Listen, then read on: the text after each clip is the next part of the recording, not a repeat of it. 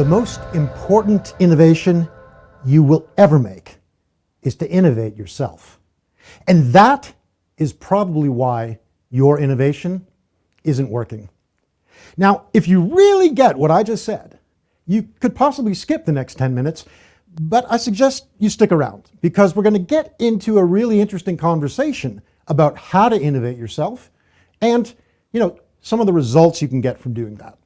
I'm Michael Lee. I am a master of creativity and innovation coaching, and I also train and certify other coaches as creative breakthrough coaches and to use the tools of creativity and innovation mindset to get better results from their clients. So stick around. We're going to look at how you can innovate yourself to get better results at all your innovation.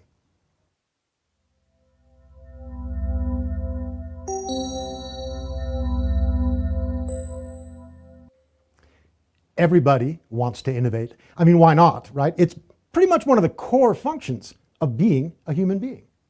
The problem is, I think, that most people find the results of our efforts to innovate are not good enough.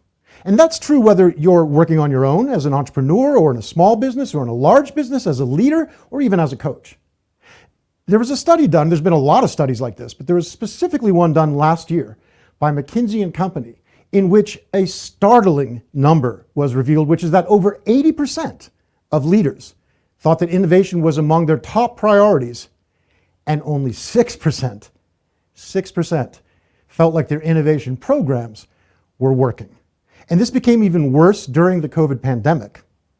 Now, the reason for this, I think, is actually pretty simple, right? You want to innovate, but you need to first, as I said, innovate yourself. And there was a study done, I love studies because they give us a lot of evidence to work with. There was a study done by a guy named George Land.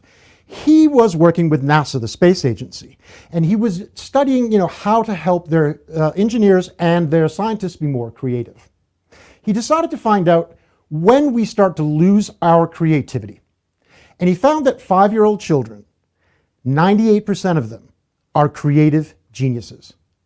He went back and tested the same children at the age of 10 and found that only 30% were still at that same level of creativity. And then finally, he went to the extent of trying them at 15 and found that they were down to 12%, but that's not even the problem. He then decided to study over 300,000 adults and discovered that among us adults, only 2%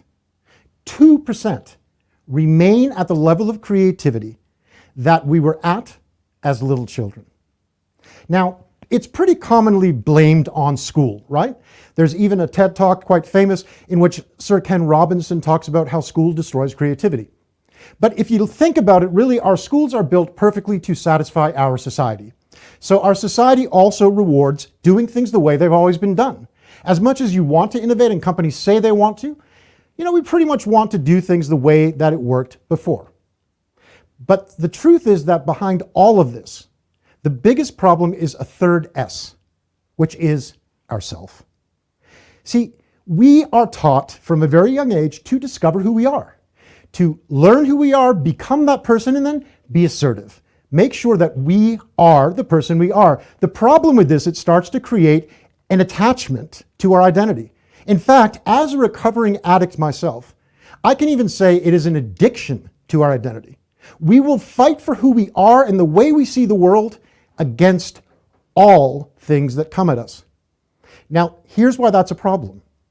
See, creativity, as I define it, is the ability to think differently from yourself, not just from others, but to actually adapt to the situation that you're facing and be the person that you need to be in that situation.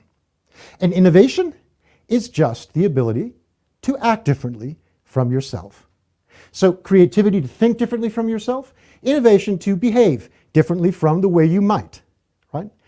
Now the problem with that, as I said, is that we are all quite certain that who we are is who we are, and there's nothing we can do about that really. We can work hard to change it a little bit here and there, and it creates a pretty difficult problem.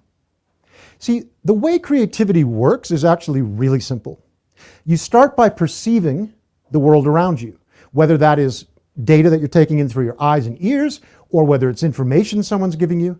You then take that data that you've perceived and you create ideas from it. You then select from those ideas and you represent those ideas, whether it's in words, actions, a business, whatever it is. And that's the creative process. It's really simple. The problem is, it's really simple for a 5-year-old. Because as adults, our identity gets in the way of this process. We begin to block our perceptions because we have filters on how we see things. Certain ways of seeing things is the way it is. And therefore, we need to make sure that we start to become flexible with that. The same way it happens on the other end. The way we make decisions, the way that we decide to do something and then actually implement it, and the way we implement it is all going to be colored by the filters that we bring to things. So the first tip I'm going to give you today, how to innovate yourself and be more successful in innovation, is to become adaptable. If you are adaptable with who you are, you will start to face the challenges that you're dealing with from the position that that challenge needs you to do it from. Now, the thing about that that's really easy is, you think about you've always been able to be someone different than you see yourself as. If you consider yourself a generous person, there may be times you've been tough on people and not been generous. So if you need to be tough in this instance, you can always look back and find a place to draw from that. Now, when we get into deeper conversations about this in the webinar we're going to do and in the mini course we're going to do, we'll get deeper into that. But for now, just look at how you can become more adaptable with your identity. The second thing is to be curious. See, we tend to want to rush to an answer. We want to brainstorm in the first 5 minutes. We want to get an answer, get to it, and then that is the answer. The problem is that again, kills our creativity. We want to make sure that that answer that we are going to find is only the first step, to become curious. And see, the problem is that we as human beings are very afraid of uncertainty. So that's why we want to get to an answer. Uncertainty is the #1 fear of human beings. So the first step we want to take in being curious is to start to be comfortable with being uncertain. Then we can start to allow ourselves to look for more answers. Because if you're certain, you don't need to look for another answer, right?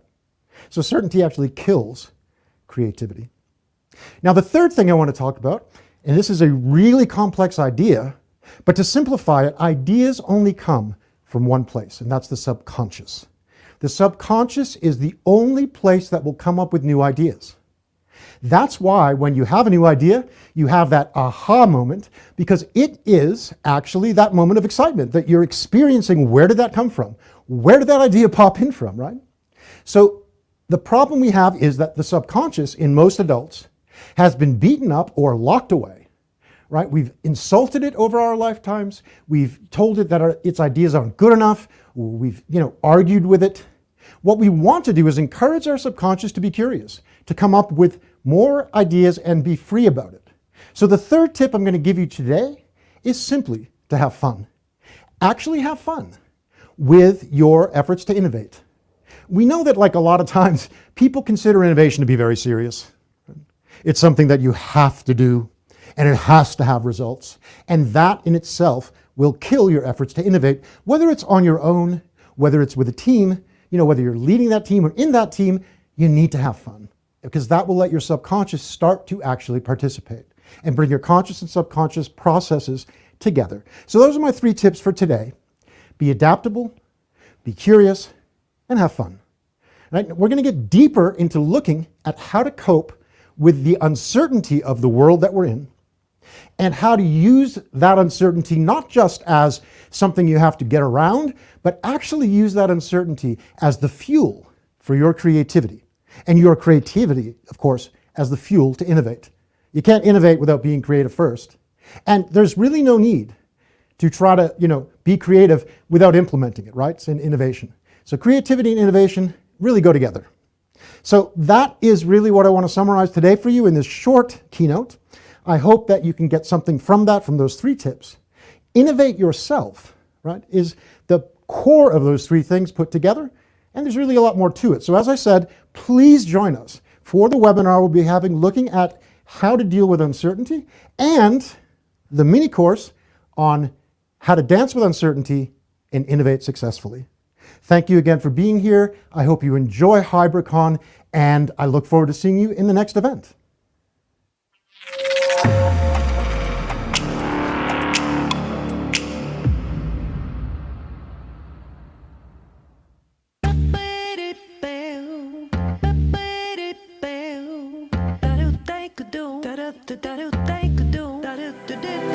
Let's talk about pricing. Now, pricing is all about the value that you can bring to your customers. When you think about pricing, it's twofold. Firstly is, what is the cost of your inputs? So if you are providing a product, what does it cost you to get all those ingredients to make your product and to package it and to finally deliver it to your customer? If you're providing a service, what are the different resources that go into delivering that service, and what does that cost you? And those different components then come together to inform what your price should be. Second is to think about value, and this is more important. People pay for value. If you can figure out the pain point that people have and you can create a solution for that, so how do you bring together that opportunity with this issue that bothers people? If you can add that value and people see the value in your product or service, then people would be willing to pay your particular price for your specific product.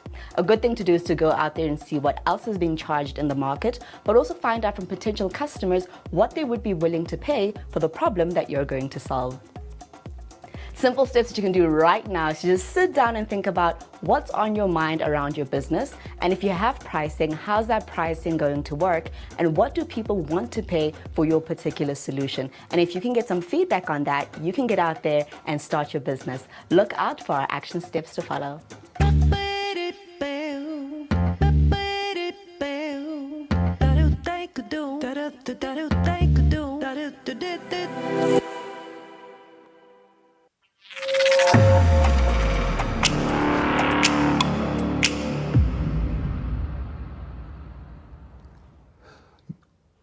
Welcome back. You're watching HybriCON 2022, and with me is Michael Lee. Thank you very much for that keynote. That's a pretty interesting topic, and it's a huge conversation, right? There's a lot we can say about that. Yeah, you know, the thing is, Nico, that it may sound a bit deceptive that we've said why your innovation isn't working, and I'm taking it to a place that is about this, the self, the individual. Mm-hmm.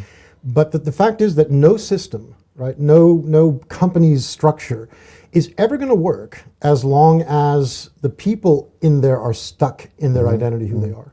So it's very important that when you're trying to get innovation to work in an organization, whatever the size of it, you have to really work with that team, you know? Yeah. You can't just put a system in place that's going to make innovation work. I mean, you can encourage it, right? You can put practices in place that will support it, but until that, you know, it's kind of like getting a bunch of wind-up robots and then having them try to work together. Right? Yeah. You need the people to actually innovate themselves to fit what they're trying to do. Now, you know what? I mean, I just know from meeting with people and obviously working in a creative space as well with designers and so in the past, I've always found it fascinating that you would meet somebody who would say to you, but I'm not creative at all. Doesn't that freak you out? Doesn't freak me out, because I know they are. Everybody is. Everybody is. And in fact, I've often found, in one instance, I had a lady who was my PA, and I particularly brought her to meetings because her perspective was so interesting, because it was completely innocent from, not tainted from where we've been and what we've tried. But now, this is a very difficult concept to say, innovate yourself. I mean, where do you start with people when you coach? So when, you know, there is a structure that we work with. In the first place, you start is creating a safe space. Yeah. Because as I said, the problem at the core is that the subconscious is afraid. So it's easy to stay in your identity, stay where you are, because it feels safer. So the first step is to really create that safe environment internally, not just externally, right? So if you're in an organization, then you want to create the external safety, but you also want people to go and do some writing, you know, where they just write whatever they think of, and they don't criticize the writing, right? They just write it down. You know, you want people to do some exercises to get them to actually feel connected to themselves in a pleasant and supportive way. Very important. Then you can start to work on the identity issues, right? And what you do there is you start to look at, really, you can analyze this with the logical brain, right? What kind of person would we need to be to attack this problem? Where do we have those boxes in our mind, and where do we not, right? Where do we fit that and where do we not? And then rather than trying to like deal with that problem from the place of, well, that's who I am, so I'm stuck there, start to look at how could I be the person that I think needs to attack this problem, right? And start to do exercises around that. But now this is obviously, when you start working with an organization, this is something that must come from the top because it has to be nurtured. We're talking about really nurturing people to get safe spaces. And we're really talking about not only the environment, but also everybody involved in the process needs to buy in, right? Absolutely, and it's from the top and the bottom at the same time, right? Yeah. I know that, I won't name the organization, but one organization that I spoke at, there was several hundred people in this, and we took volunteers to speak. And it was clear that the people that volunteered to speak, right, were extremely excited about innovation. They really wanted to do something different. But it was also clear that the organization didn't give them the chance to do it. You couldn't speak. It wasn't that easy to speak. Well, it was very easy to speak in this event, right? Yeah, but then afterwards, you know that you can't take it home, kind of. Exactly. Yeah. So you're right. I mean, it must come from the top, but it also must come from the bottom at the same time. Because if it's only from the top, then nothing happens, right? So it's this combination of the policy, the culture, creating the culture for innovation, but also creating the people that will innovate. Correct, the support. Now I want to ask you about the courses. Now you're going to do workshops, and that's very exciting. How does that work on an online? What are you going to teach? Okay, so what can somebody look forward to? So for the workshop we're going to do here in HybriCON, we're going to do a brief workshop. It's about half an hour, right? On looking at the that'd be the webinar. We're going to look at the how do you embrace uncertainty as a principle to empower yourself, to innovate yourself. As an individual, and also how you can take it to your organization. Sure, and it really is very similar because obviously each organization has its own issues, but you want to look at how do you deal with that concept individually and in a team, right? And for coaches, by the way. Very important for coaches, right? Very because important. This is an understanding. I mean, what does a coach do, right? A coach wants the client to think of new ideas and action. Get results. Right? That's creativity, new ideas, and innovation, new actions. That's what a coach wants. Great. So that's a great start. We're gonna get into a break right now, but there you are. If you are a coach or if you are an individual looking to be creative and work with innovation, then go and check out Michael's landing page, and certainly also your website. Where can people find you if an organization wants to work with you? Well, I'm going to do this right to the camera, right? Yes. So it's the word is Innotivity. Didn't get into that here, but it's a combination of innovation and creativity. The word is Innotivity, INNOTIVITY.co, not com, innotivity.co. Get lots of information. Great stuff. So we're looking forward to hearing more. And right after the break, we're going to talk a little bit more about Innotivity. Don't.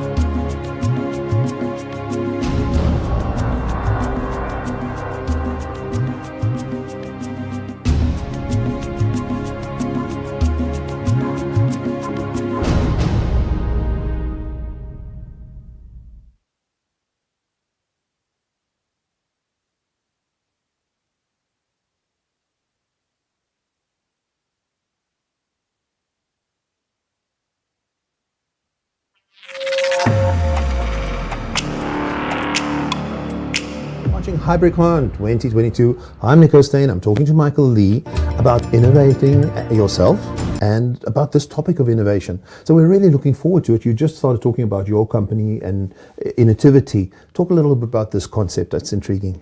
So Innotivity, as I say, it really is just the combination of the words, right? Innovation and creativity.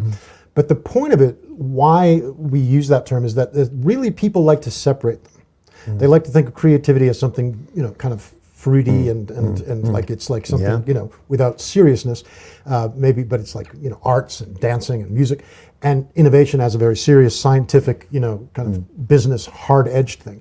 But actually, that creates a lot of problems because creativity and innovation are really two parts of a process. It begins with confronting a problem, and it ends with solving the problem. Right? You can call it problem solving. You can call that too. You can call it creative, problem solving. You can call it, creative thinking. You can call it whatever you want. But at the end of it, it really is just innotivity. You think of a new idea, you implement it, and you do that in cycles. So innotivity is really designed to promote the idea, right? That in coaching we would call it a meta program, right? It is a range of skills that sometimes seem opposite. So sometimes people that are creative think they're not good innovators. They can't take actions that are, right? And people that are good at getting things done might think they're not that creative, but they can implement. But it's the same skill. It's just the mind or the body, really. Right? Yeah. So that's Innotivity is to start to embrace the idea that it is one process. Okay.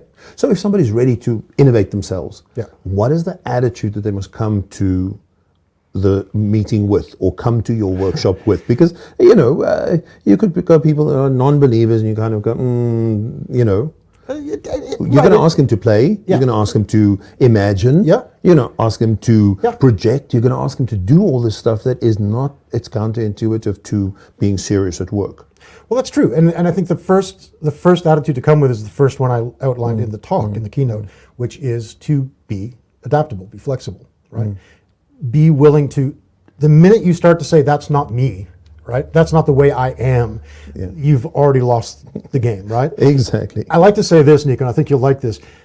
If an infant, toddler, had the mind of an adult, right, she would never have learned to walk. This is true. She This would is have amazing. fallen down Yeah, 10 yeah. times, and she'd be like, this is not me, I'm not good at I this. can't do this, I'm not going to try. Right? Everybody, the other babies do it, but I'm good at crawling. I'm good at sucking my thumb. I'm going to stay there. I'll stay there. Yeah. It sort of reminds me of a game we used to play in, when you do improv theatre, and the game is the yes, let's. And somebody would come up with a really ridiculous idea, and everybody has to say yes, let's, and then engage and do something ridiculous, and then get to the next level and the next level. And of course, it's pretty outrageous what could happen, but it is so wonderful because it gets people into that mindset to go, okay, I'm willing to follow. Let's do it. Well, it's very much the yes and right technique of improv that you want to always build on what's there, not look at what's wrong with it. Right? Yeah. And it's also interestingly a principle of addiction recovery. Right. It's always looking for the similarities with others, not the differences, because it's the differences between us, right, that create a shutdown, that create a lack of creativity. By Correct. looking for what's different, we can stop the conversation. Whereas we could connect if we could find what matches. That's right. Absolutely. Okay. So tell us a bit about the workshop.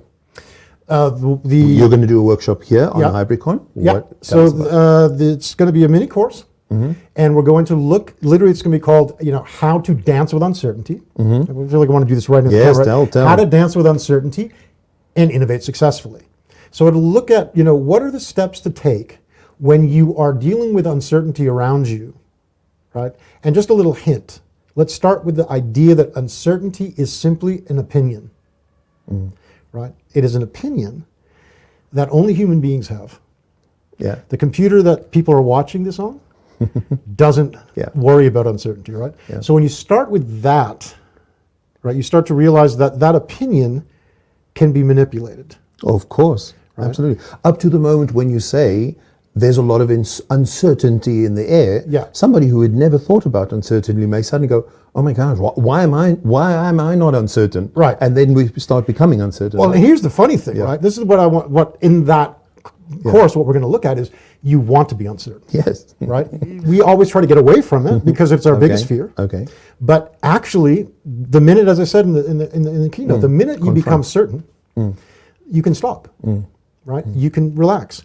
You don't have to think anymore. So in order to be curious, you need to be uncertain.